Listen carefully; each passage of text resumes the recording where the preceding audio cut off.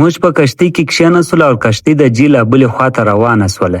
کله چې د جهیل مابینځ ته ورسېدلو نو لوړ مې وکتلو شین اسمان، لاندې چې مې وکتلو زرغونې اوبه ولې. اور دې اوبو باندې شاوخوا لوی لوی غرونه راګرځېدلي وو. په اسمان کې ځینو خلکو پیراسیلین کوي او د لوړې ساحې د ویو څخه خوندونه اخیستله.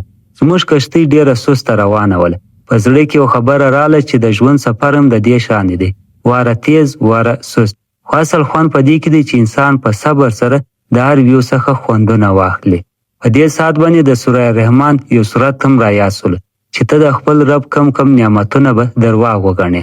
دا هغه اوبه ولې چې موسی علیه السلام ته د الله په حکم سره لاره ورکړله، او دا هم هغه اوبه ولې چې فرعون ته د الله په حکم سره لاره نه کوه او د الله ته په اوبو کې غرق کړي. نو ملګرو ته مې ویلې چې دا اوبه د الله لوی بیانوي. د الله په حکم سره دا و موږ ته هېڅ تاوان نه رسوي. کوی خوند نه دی کړی دا د دې چکر مړې دغه به د الوتلې ولا دا نو بور دی مریض دی مریض کاغړی ته ګردو مریض په واپسې کو دا سم ګوټ کې بس د کوی خوند نه دی ګوټ وال تلیو په دای سره لیک سبا سره غاډه واډه دا ګور یا ګوره کس نه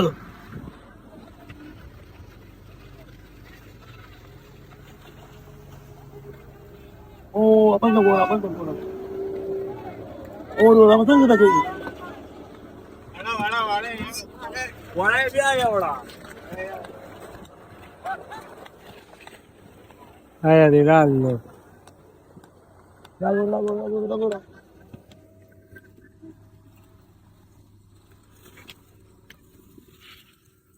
آگا لا ګرځي ایو راشوا صابل ته بیا وړي دوی इसके मजा यार तो चक्कर दे داغه مزید د دویم چکر شوان خپري کې دویم چکر شو وس موږ د خاطر د بلوالو تی په بوټ کې د خاطر رالو ډیر سو بوټ له نه جوړ سواله نو وس موږ خپل د غوښ کارکو کوم ټیکټ چې می راخسي دي بس بیا موږ هم خیالو زه دوا کوي چې وروره په خیر کې والو زم دا آسان ماته ډیر خوند راکړي پر دې یواز به چکر ومو پښتون کیسه بتی پښتون नहीं जी پښتو کیسه کو نه آتی دې یا پښتو نه دی زما بیا اردو نه دی زب بیا می سر شای اور سره وکم کہاں تک घुमाओगे इस पे बैठना है मैंने वो आगे तक नंबर राउंड कहाँ तक दोगे आगे तक वो आगे जी ये वाला जो रास्ता जा रहा है ना हाँ। जहाँ पे खत्म होता है वहाँ तक कितना लोगे 300 300 बस इसमें मैं उड़ के ना फिर आऊंगा फिर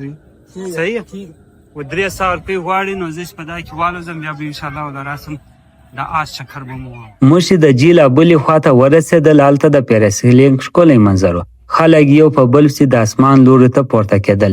زما لپاره د اول وارې و. زړه کې مې لږ وام درلودی. ما د الله نوم واخیستی او ځان ته مې وسله ورکړله. پیراشوټ مې وتړی او کشتۍ حرکت وکړي. زه د هوا په زور اسمان په لور وختلم. اسمان ته ختل داسې و لکه چې انسان د دنیا د هر فکر څخه آزاد سي. هر څه په ځمکه باندې زمپاته سي او د اسمان په پراخوالي کې مې یوازې د الله عظمت او لوی محسوسه کړله او په خوله رالو سبحان الله یا الله ته رښتیا هم لوی اوس نه بیا څه باندې وکړي ولا ډېر و دې راته نو بس نه بچاو اندور ډېر زیات باندې وکړي دومره زیات وړه بوتله من نظر پس بل کې داسې نو مې اولار خو ډیر مې د دې نه کوم څه مو غته کړی سفر می تاسو کې هغه تاسو مسله دا ځوان ته راوړ په دې ګو خو چې مې ډیر جوړې درکړم چې ټیم راځي ته پښتنه او دا نو پښتنه دي ټیم راکړل اس په دا باندې ویډیو جوړې ګو چې موبایل خطرې یې کې دوه په دې کې نو څه په نور راځي منه